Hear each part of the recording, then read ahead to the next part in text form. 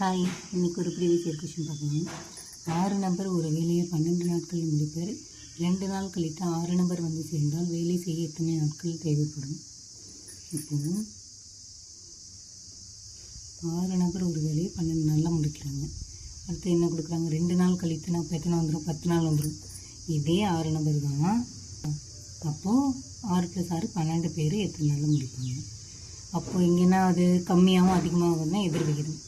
இப்போ 6 பேர் 10 நாள்னா 12 பேர்த்துக்கு எவ்வளோ படிப்போமா? 1 6 6 2 12, 1 2 2 10.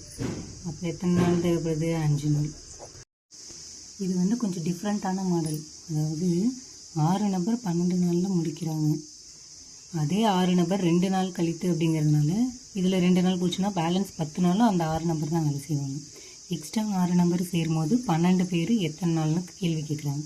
அதனால் இதை விட்டுட்டு இந்த ஈக்குவேஷனை மட்டும் வச்சு சால்வ் பண்ணி தான் இந்த ஆன்சர் போட்டிருக்கோம். சரிங்களா? தேங்க்யூ.